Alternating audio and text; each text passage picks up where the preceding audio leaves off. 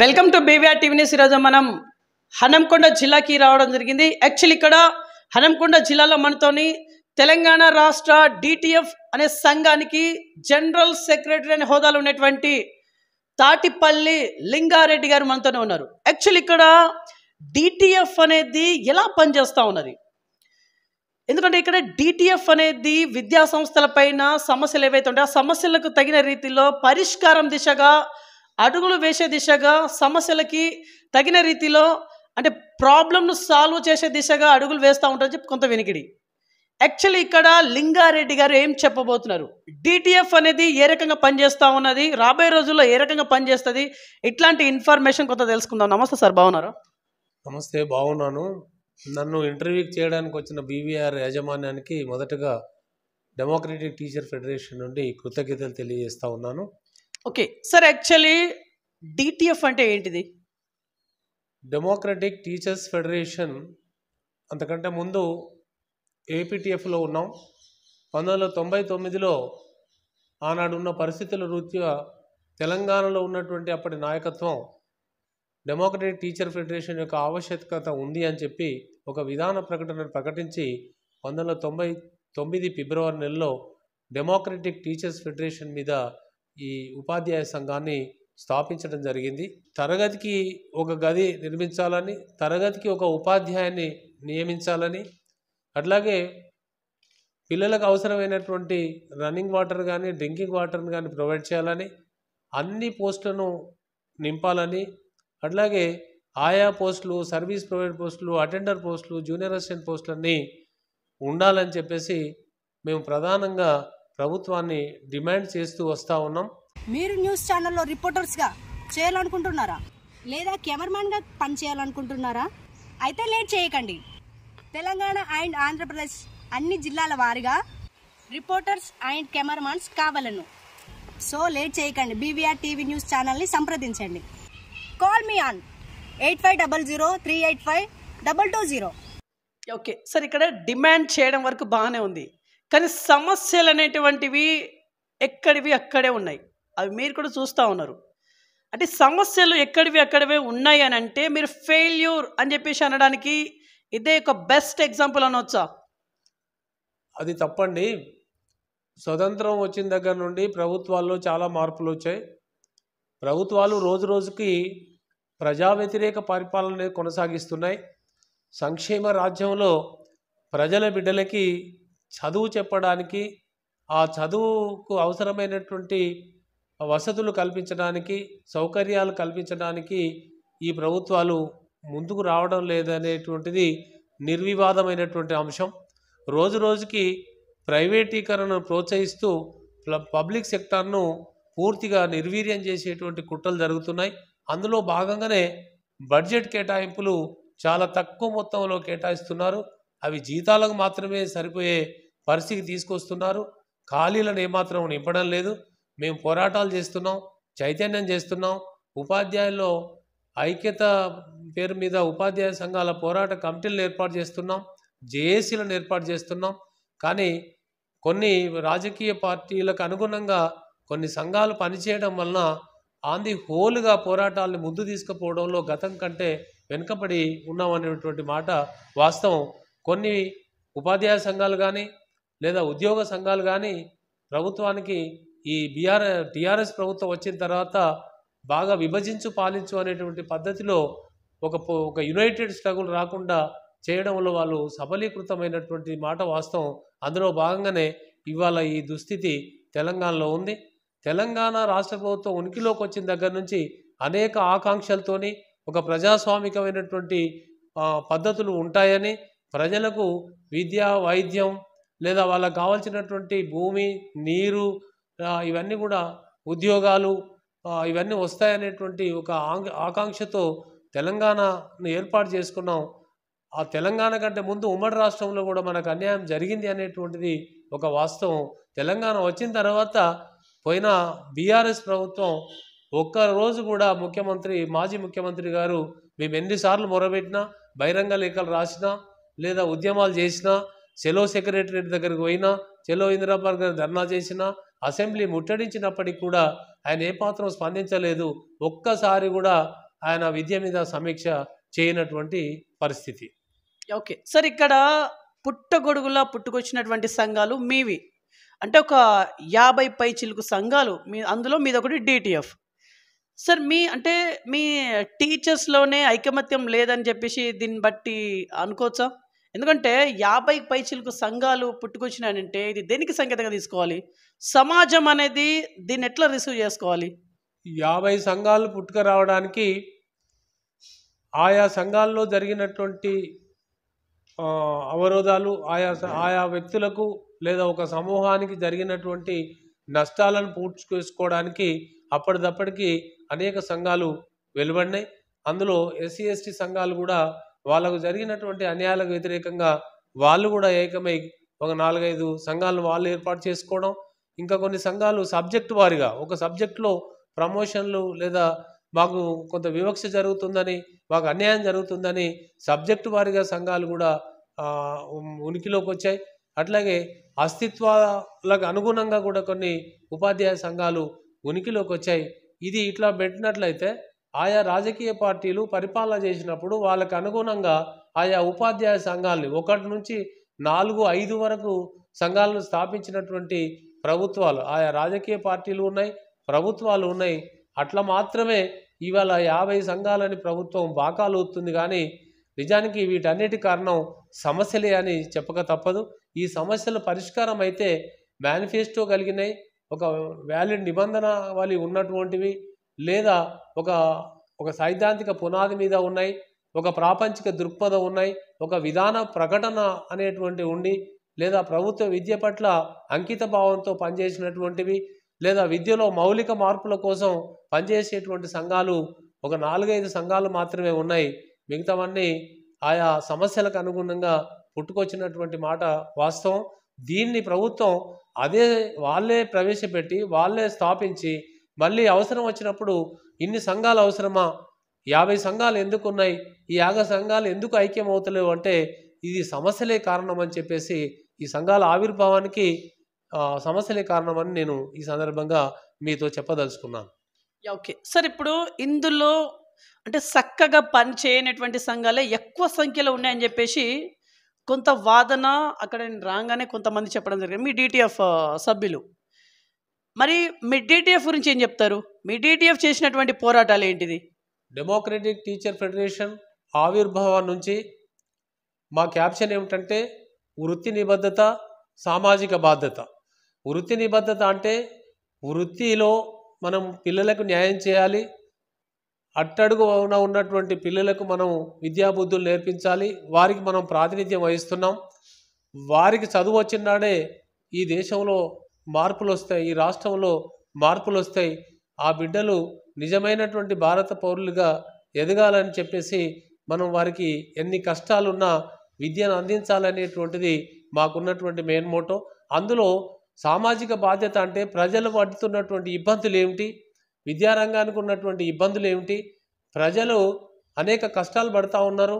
ఇవాళ ఎంత కష్టం చేసినా వారికి సరిపడినంత ఒక ఇల్లు లేదు, లేదా ఒక గాలి వెలుతురు వీచేటువంటి ఇల్లు లేదు, ఒక న్యూట్రిషియస్ సంపూర్ణ ఆహారము లేదు వాళ్ళకి, అట్లాగే కట్టుకోవడానికి గుడ్డలు లేవు, వాళ్ళ పిల్లలు చదువుకోవడానికి సరి అయిన బడి లేదు, రోగాలు వస్తే ఆసుపత్రికి వెళ్దామంటే సరైన ఆసుపత్రి సౌకర్యాలు లేవు.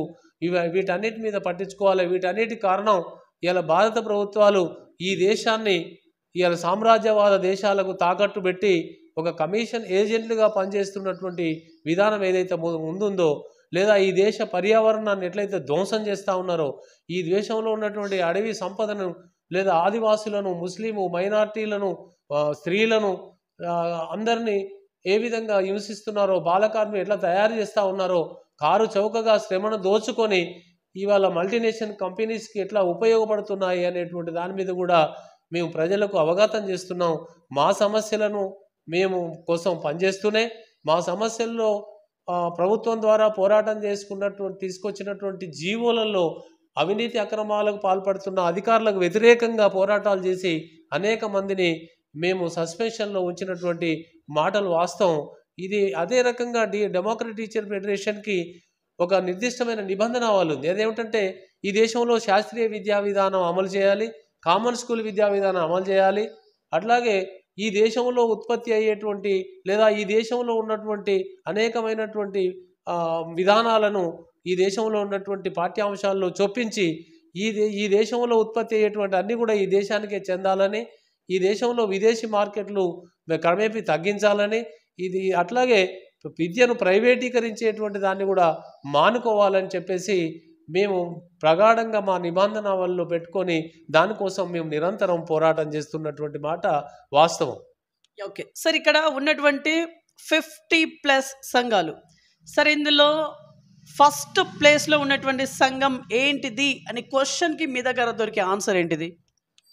ఇప్పుడు సంఖ్యాపరంగా పరిణామపరంగా ఎవరు పెద్ద ఎవరు చిన్న అనేది పక్కన పెడితే, విద్యలో రావాల్సిన మార్పుల కోసం కానీ లేదా ప్రభుత్వ పాఠశాలలు నడవాలి ఉండాలి, ప్రభుత్వ పాఠశాలలో చదువుకునే బిడ్డలకు బాధ్యత వహించాలి అనేటువంటిది, లేదా విద్యారంగంలో ఈ మౌలిక మార్పులు ఒక ప్రత్యామ్నాయ విధానం రావాలనేది, ఒక సైంటిఫిక్ టెంపర్ అభివృద్ధి కావాలనేటువంటిది ఇవాళ రోజు రోజుకు ఇవాళ కేంద్ర రాష్ట్ర ప్రభుత్వాలు సిలబస్ను తీసేస్తున్నాయి.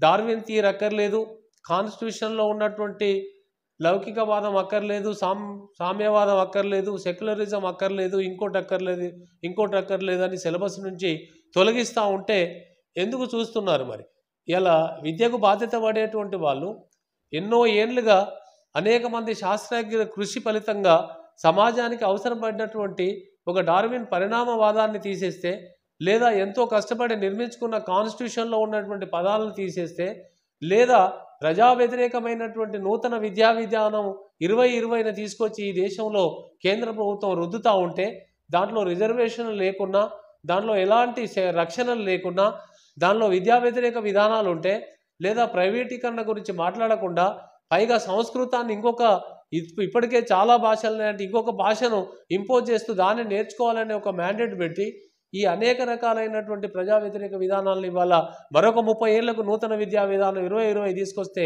ఏ సంఘం అయితే స్పందిస్తుందో, ఏ సంఘం అయితే దాన్ని వ్యతిరేకిస్తుందో ఆ సంఘం మాత్రం ఈ దేశంలో నిజమైనటువంటి విద్యకు బాధ్యత పడతారు, నిజంగా ప్రజల బిడ్డలకు వాళ్ళు బాధ్యత పడతారు.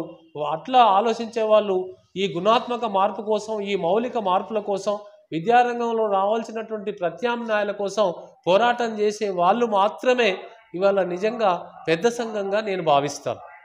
మరి ఏంటిది ఆ పెద్ద సంఘం? పెద్ద సంఘం ఇందాక నేను చెప్పినటువంటి మేము బాకాలు ఊదుకోం. మేమైతే ఇందాక నేను చెప్పినటువంటి ప్రతి అంశం పట్ల స్పందిస్తాం. మా శక్తి తక్కువ ఉన్నా నిరంతర ప్రయత్నం చేస్తాం. ఇవాళ తెలంగాణలో 30 జిల్లాల్లో పనిచేస్తున్నాం, 30 జిల్లాలకు మేము పనిచేస్తూ ఉంటాం. మా రాష్ట్ర మహాసభలు మొన్ననే మహబూబ్నగర్లో అక్టోబర్లో జరిగాయి.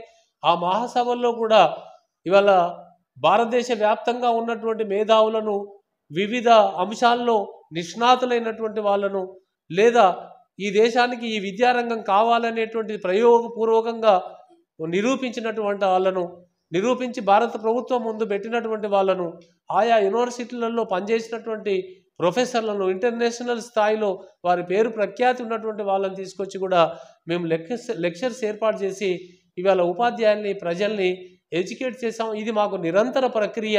ప్రతి 4 ఏళ్ళకి ఇవి పెడతాం. సంవత్సరంలో విద్యా సదస్సులు, సెమినార్లు, గోష్ఠులు పెట్టి ఇట్లాంటి ఎడ్యుకేషన్ ఇస్తూ వస్తున్నాం. లేదా ప్రభుత్వానికి పత్రికల ముఖంగా కానీ, మీ టీవీ ఛానళ్ళ ముఖంగా కానీ, పోరాటాల రూపంలో కానీ మాకు కావాల్సినటువంటి అంశాల కోసం, మౌలిక విద్యలో రావాల్సిన మార్పుల కోసం మేము నిరంతరంగా పనిచేస్తున్నాం. ఇట్లా పనిచేస్తున్నాం కాబట్టి ఈ రకంగా ఒక గుణాత్మకంగా లేదా ఇంత విశాలంగా విద్యలో ఈ మార్పులు రావాలి, ప్రజల బిడ్డకు కావాలి, ఈ దేశంలో పర్యావరణం అంతా రక్షించబడాలి, ఈ దేశ వనరులన్నీ కూడా ప్రజల బిడ్డలకు దక్కాలి అని కోరుకునేటువంటి దాంట్లో మేము పెద్ద అని చెప్పి భావిస్తున్నాం. ఓకే సార్, ఎంతమంది సభ్యులు ఉన్నారు సార్ మీరు డిటిఎఫ్ తెలంగాణ రాష్ట్ర మొత్తం మీద? తెలంగాణ రాష్ట్రంలో ఇవాళ మేము 15,000 మంది సభ్యులం ఉన్నాం. అట్లాగే ఆంధ్రప్రదేశ్లో కూడా డిటిఎఫ్ పనిచేస్తూ ఉంది. అయితే మేము నిరంతర ప్రయత్నం చేస్తుండడం వల్ల, ఈ నిరంతరం ఉపాధ్యాయులు ఉండడం వల్ల నిజానికి మాకు ఆదరణ ఉంది. మేము వెళ్తే చాలామంది డెమోక్రటిక్ టీచర్స్ ఫెడరేషన్ ఆదరించి మేము ఇట్లాంటి పెద్ద సదస్సులు పెట్టినప్పుడు మమ్మల్ని ఆదరించే వాళ్ళు, సంఘం అనకుండా మా సంఘమే అనకుండా అన్ని సంఘాల వాళ్ళు ప్రేమాభిమానాలతో మాకు డొనేషన్లు విరాళాలు ఇచ్చి మమ్మల్ని ఈ రంగంలో మీరు తప్ప ఎవరు పోరాటం చేయరు, మీరు మాత్రమే ఈ పోరాటాలు కొనసాగించాలని కోరుకునే వాళ్ళు, అట్లా ఆదరించే వాళ్ళు ఇవాళ తెలంగాణ ఉపాధ్యాయ రంగంలో ఎక్కువ మంది ఉన్నారని నేను తెలియజేయదలుచుకున్నాను. ఓకే సార్, గత 6-7 సంవత్సరాలుగా మీరు రాష్ట్ర జనరల్ సెక్రటరీ అనే హోదాలో కొనసాగుతూ ఉన్నారు. సార్, ఆ పర్టిక్యులర్ హోదాలో మీరు ఇప్పటిదాకా ఎట్లాంటి న్యాయాన్ని అందించిళ్ళు? మేము రాష్ట్ర కమిటీ, రాష్ట్ర కార్యవర్గాలు, జిల్లా కమిటీలు ఎప్పటికప్పటికి సమావేశం అవుతాం. రాష్ట్ర కమిటీ నిర్ణయాలు చేస్తుంది. ఆ నిర్ణయాల్లో అప్పటికప్పుడు ప్రభుత్వం ప్రజా వ్యతిరేక, విద్యా వ్యతిరేక విధానాలను గురించి మాట్లాడుకుంటాం, లేదా ఉపాధ్యాయ వ్యతిరేక విధానాల గురించి మాట్లాడతాం, సిలబస్ గురించి మాట్లాడతాం, ఖాళీలు ఉపాధ్యాయ పోస్టుల భర్తీ గురించి మాట్లాడతాం, సూపర్వైజర్ ఎంఈఓ పోస్టుల ఖాళీల గురించి మాట్లాడతాం. డిఓలు 33 జిల్లాలు చేశారు, 10 జిల్లాలకు డిఓ పోస్టులు రెగ్యులర్ లేవు, మిగతా అన్ని ఖాళీలు ఉన్నాయి. డిప్టీఓ పోస్టులు అన్ని ఖాళీలు ఉన్నాయి, డైట్లు అన్ని ఖాళీలు ఉన్నాయి, బిఎడ్ కాలేజీలన్నీ ఖాళీలు ఉన్నాయి, అంతిమంగా యూనివర్సిటీలన్నీ ఖాళీ ఉన్నాయి. వీటి మీద కూడా మేము మాట్లాడుకుంటాం. దానికి అనుగుణంగా ఎప్పటికప్పటికి ప్రోగ్రామ్స్ ఇస్తాం.